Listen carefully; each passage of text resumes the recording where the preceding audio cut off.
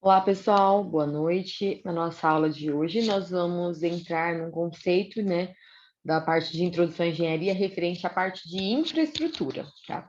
Então, nessa aula, eu vou trazer a parte de infraestrutura relacionada à parte de pavimentação, né, de estradas e ferrovias. Então, eu vou trazer alguns conceitos básicos aí para vocês, tá? Então, primeiramente, o transporte rodoviário, né? Quando a gente fala de estradas, a gente precisa entender um pouquinho sobre a parte de transporte rodoviário. E o transporte rodoviário, no Brasil hoje, ele é o mais expressivo, né? Então, praticamente boa parte, né, a maior parte de tudo que é transportado é feito através de ferrovias. E quando a gente fala de transporte, ele pode acontecer através de uma rodovia, através de uma ferrovia e através das hidrovias, né, que são através dos rios.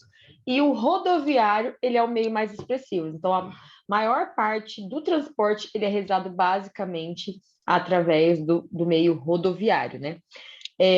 Na década de 50 foi quando realmente houve uma maior ênfase na construção das rodovias, através de implantação de algumas indústrias automobilísticas no Brasil, e acabou fazendo com que houvesse um desencadeamento maior da criação aí de rodovias pavimentadas, né? Então, hoje é o que a gente mais tem aí são as rodovias pavimentadas. Diferente do rodoviário, né? Que transporta produtos acabados e semi-acabados em curtas distâncias, né? O ferroviário não atende esse princípio. Normalmente o ferroviário ele atende longas distâncias e já o transporte rodoviário ele atende curtas distâncias, né? E o sistema rodoviário ele também é recomendado para mercadorias de alto valor e também produtos perecíveis, né? Porque ele acaba atendendo com um menor tempo aí. Algumas características do transporte rodoviário. Os veículos movimentam-se em caminhos pavimentados, né? Sabemos que ainda tem algumas rodovias que não são pavimentadas, mas de modo geral, todas, a maioria é pavimentada. Não apresentam necessidade de terminais, então, quando a gente trabalha com hidrovias, né, portos, quando nós trabalhamos com o sistema ferroviário, existem pontos específicos que são os terminais de abastecimento, né, para a realização desse tipo de transporte. A infraestrutura é de propriedade pública, né? De modo geral, é de propriedade pública, mas nós temos algumas aí que são pedagiadas, mas não deixam de ser propriedade pública, apenas é realizado o período, né, de concessão dessas rodovias, né, para poder fazer as suas manutenções, né, e ampliações. Alguns trajetos exigem uma taxa de utilização, que seria o caso dos trechos onde existe pedágio, e apresentam uma legislação organizada pelo Estado. Então, nós temos, no caso do transporte rodoviário, o DENIT, tá? Que é o Departamento Nacional de Estradas de Rodagem, né? Mas nós temos exatamente pontos estaduais, tá? Para estudar um pouquinho sobre essa parte de transporte rodoviário. Então, existem legislações estaduais, beleza? Bom, em relação às vantagens e desvantagens desse tipo de transporte, a vantagem é a questão de flexibilidade no deslocamento das cargas, né? Rapidez ponto a ponto. Então, assim, quando a gente principalmente trabalha em trechos curtos, essa necessidade de não haver, no caso do ferroviário, do hidroviário, né? Terminais, né? Então, isso facilita também. Manuseamento de pequenos lotes. Então, esse tipo de sistema, que é o por hidrovias ou por ferrovias, normalmente trabalham com lotes muito grandes, né?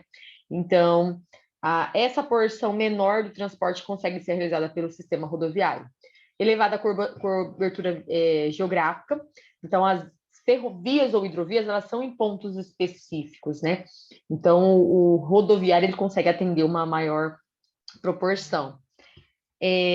Muito competitivo em curtas e médias distâncias, flexibilidade no atendimento de embarques urgentes, né? Coisa que a gente já não consegue com os outros sistemas, e entrega direta dos bens. A desvantagem já entra na parte da carga limitada, né? Então não consegue fazer grandes cargas se comparado aos demais sistemas. Depende de infraestrutura, então assim, fazer esse transporte em locais que não existe uma infraestrutura acaba sendo bem complicado, né? Quem trabalha com esse tipo de transporte acaba sofrendo bastante, principalmente com as condições climáticas, desgastes maiores do veículo, né? Dependente do trânsito, então às vezes o trânsito está parado e tudo para, né? Então ela fica um pouco dependente. E no ferroviário a gente não tem muito isso, né? dependente de regulamentação, então existem normas em relação ao transporte, impostos a serem pagos, e mais caro em grandes distâncias. Então, quando a gente fala de transportar, fazer frete, né, transportar materiais em distâncias grandes, a gente acaba tendo um valor bem oneroso se comparado aos demais sistemas. Tá? Bom, falamos aí de modo geral, né? Vamos entrar um pouco mais na parte da engenharia, quando a gente fala dessa parte de engenharia de tráfego, estradas, rodovias, ferrovias, né? Hidrovias. Bom, quando a gente fala de rodovias, nós temos um critério de localização geográfica que a gente trabalha, tá? Então, normalmente as rodovias estaduais, federais ou municipais, né? Elas têm siglas e números, né? O critério que eu vou explicar para vocês, ele é direcionado às rodovias federais, tá? Então, elas são iniciadas pela letra BR, né? Para se referir que são rodovias nacionais, né? Federais, e por números, tá? O primeiro número, ele tem um indicativo da categoria da rodovia, tá? Então, esse daqui, ele vai indicar o tipo de rodovia. Quando é o 0, é chamado de rodovia radial, tá? Quando é o número 1, é uma rodovia longitudinal.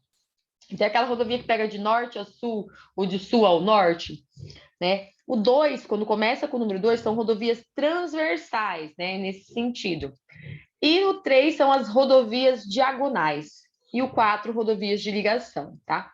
As rodovias radiais são aquelas também de ramificação. E os outros dois números, normalmente eles representam uma posição dessa rodovia. Mas uma posição em relação ao quê? Normalmente é uma posição geográfica em relação a Brasília. Então, Brasília é a capital federal do nosso Brasil. Então, essa posição geográfica, mais ou menos, é a representação desses outros dois números, tá? Então, aqui a gente tem um exemplo das rodovias diagonais, que é a diagonal ímpar, a diagonal par, a longitudinal, eu posso ter essa daqui, a gente pode pegar aqui a 163, né? Então, ela é longitudinal. A transversal, a radial, que ela parte sempre do centro lá, né, de Brasília. Então, as ramificações dela a gente chama de radial. E as de ligação, que é uma rodovia que ela foi feita para ligar com outra rodovia. Então, se você tem duas rodovias e tem uma rodovia que interliga essas duas, a gente chama de rodovia de ligação. Então, aqui a gente tem, né, as radiais, como a gente pode perceber, então elas partem lá de Brasília. As longitudinais, né, então fica sempre no sentido norte e sul, e as transversais no sentido leste-oeste. E as diagonais, né? Então, a gente tem alguns exemplos aqui das rodovias diagonais. Bom, é importante que a gente saiba isso, né, por uma questão de conhecimento geral, né? Então, assim, por exemplo, a 163, a gente sabe que ela começa lá no sul e ela termina no norte, né? Ou vice-versa. E ela começa com o número 1. Então, o 1 indica que ela é longitudinal. E o 63 é uma posição geográfica em relação à distância a Brasília, tá? Bom, para a gente começar um projeto de rodovias, né? Primeiramente, a gente precisa fazer estudos geotécnicos, né? Aí tem estudos correntes e estudos especiais, tá? Então, o que seriam os correntes? Os correntes, basicamente, é o estudo para a gente conhecer um pouquinho da parte de solo, né? Reconhecer o subleito. Então, o nosso subleito, quem que ele é? Ele é como se fosse o nosso solo de fundação. Então, ela vai ser aquela camada que realmente vai receber o nosso pavimento.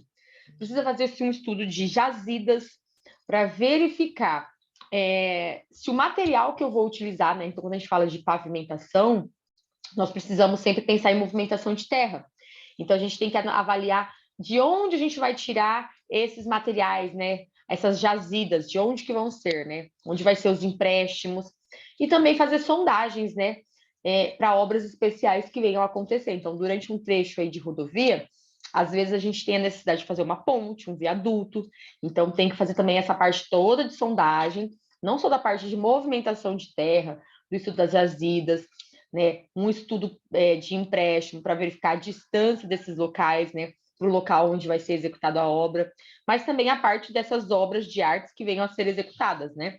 Que são obras maiores, que necessitem de conhecimentos um pouco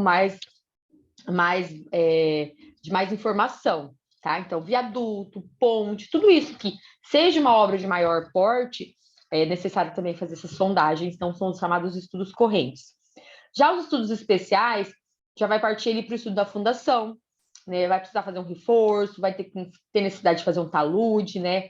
Corte, aterro, né? Vai ter túnel, então ele já envolve aqui a parte de estudos especiais. Então, assim, a obra básica a gente normalmente faz estudos correntes, mas quando é uma obra que envolve outros conceitos, né?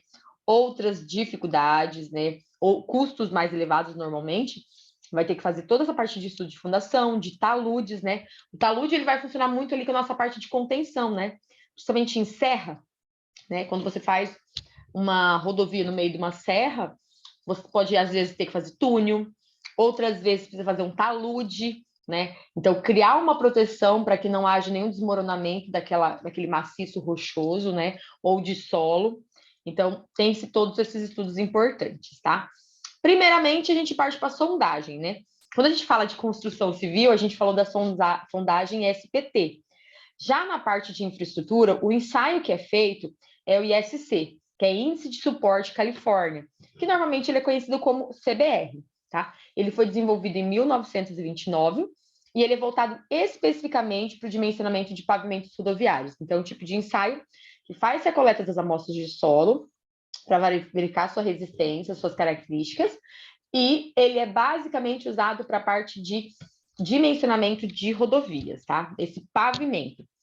O que eu quero deixar claro para vocês, o pavimento não é só aquela camadinha, não, em cima, tá? Aquilo ali é o revestimento.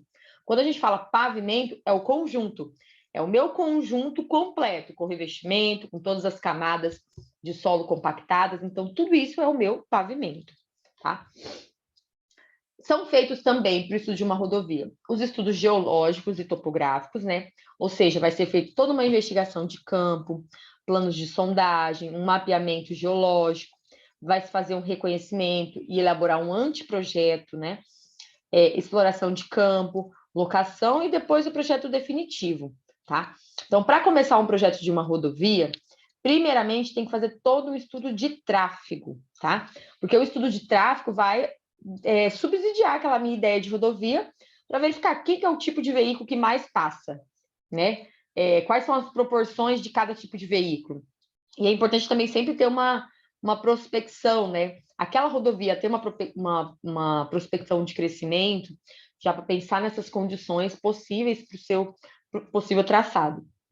Então, o estudo de tráfego ele vai servir de subsídio para a parte de todo o dimensionamento, né? Em conjunto com a parte topográfica também, além de definir toda a questão de traçado, o tipo de rodovia, critérios de dimensionamento. Ele vai ajudar a definir a classe da rodovia que vai ser implantada e as características técnicas do dimensionamento, e também vai determinar as características operacionais da rodovia e como se adaptará às demandas nos anos estabelecidos no projeto, no horizonte do projeto. E também vai subsidiar também a parte de viabilidade econômica desse projeto, tá? Então, por exemplo, quando a gente olha essa rodovia aqui, olha o movimento que ela apresenta, né? Então, a quantidade de faixas, então aqui a gente percebe que são 4 faixas. Então, assim, foi feito um estudo em relação a esse volume de tráfego e quantas faixas, né, seriam suficientes para conseguir atender esse tráfego. É claro que muitas vezes esses tráfegos, eles acabam crescendo, e as rodovias às vezes precisam de mais ampliações e de mais intervenções, tá? Também deve ser feita uma parte de todos os estudos hídricos, né? Em relação às precipitações máximas, né? Em relação à chuva, o que pode estar propiciando no nosso pavimento, como que vai ser a questão do dimensionamento, dos níveis. Então, essa parte de vazão, mesmo que eu estou fazendo um pavimento, o estudo de parte hídrica é de extrema importância, né? Principalmente quando o seu pavimento ele vai transpor um curso d'água. Então, você tem uma ponte, um viaduto, né? Então, é importante realizar esse tipo de estudo. Também a parte ambiental, né? De modo que não venha interferir o mínimo possível no meio ambiente, né? Então, por exemplo, aqui a gente percebe uma rodovia que ela atravessa uma floresta, né? Então, tem todo esse estudo aqui de diretriz, né, desse eixo aqui que foi estudado para fazer esse projeto. Tem que estudar também a parte geométrica, tá? Do traçado, a topografia da região, para escolher a melhor técnica de tráfego que realmente vai ser coerente com as características estudadas, né? Características geométricas inadequadas muitas vezes podem ocasionar acidentes, baixa eficiência, obsolência precoce das estradas. Então, o estudo geométrico é muito importante, né? Aqui a gente percebe o estudo que é uma linha reta, mas tem locais que a gente precisa fazer curvas. Então, a gente tem que saber onde eu vou fazer aquela curva, né? Onde são os locais que aquilo ali vai me impactar da menor forma possível, que não fique tão elevados os custos da minha obra. Às vezes a gente, por ter um obstáculo, tem que fazer um desvio. Qual que é o melhor traçado? Então, assim, essa parte de estudo geométrico é muito importante. E aí a gente vai para a parte do pavimento, né? Como eu comentei, o pavimento ele é tudo, né? Então, qual que é a função do meu pavimento?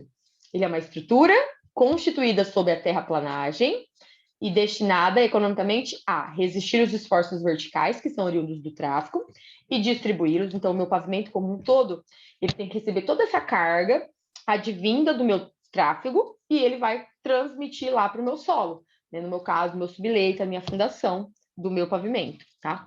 Ele tem como função melhorar as condições de rolamento, conforto e segurança, e também resistir aos esforços horizontais, desgaste, tornando ainda mais durável a superfície do pavimento. Ele é um sistema constituído por várias camadas, né?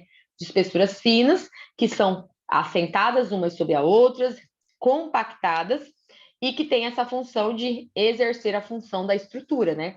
Chamado de subleito. Então, o pavimento ele vai estar todo apoiado em cima do meu subleito. Então, meu subleito é como se fosse minha fundação, meu apoio para receber todo esse pavimento. Então, ele recebe a carga e transmite ao meu subleito. Tá? Um pavimento ele é composto por faixas de rolamento e elas devem apresentar sempre uma declividade simétrica em relação ao seu eixo. Então, as faixas de rolamento elas têm que ter um inclinamento, uma inclinação para as laterais, né, um abaulamento, de modo que isso auxilia aí na parte de drenagem das águas pluviais no menor tempo possível, no menor espaço de tempo possível. Então, assim, um pavimento, muitas vezes, ele abre buraco, ele se desgasta por conta que ele tem pontos de acúmulos de água. Então, a gente tem que cuidar muito com essa parte, tá? Do abaulamento, dessas declividades. Em dias chuvosos, uma das principais preocupações que os motoristas, às vezes, devem ter com o trânsito é a parte de aquaplanagem, né? Que isso ocorre quando uma lâmina de água se desloca dentro do asfalto e os pneus, e acaba provocando uma redução da perda de contato do carro com o próprio solo. E, além disso, né, da inclinação das faixas, que podem ser adotados dispositivos de drenagem superficial ou pavimento drenante. Então, uma das maneiras que a gente pode conceber um pavimento para ele não ter esse acúmulo de água é realizar a inclinação, o abaulamento de forma correta, de modo que ele seja bem executado, e também implantar elementos de drenagem superficial, né? Então, na lateral do pavimento são acrescentados elementos de drenagem, né? Então, valetas, sarjetas, bueiros, descidas d'água. Então, são todos os elementos que vão auxiliar o meu pavimento a não apresentar esse acúmulo de água, tá? E também existe um sistema de pavimento drenante. Então, tudo isso são elementos que favorecem aí a parte de minimizar esses tipos de efeito, tá?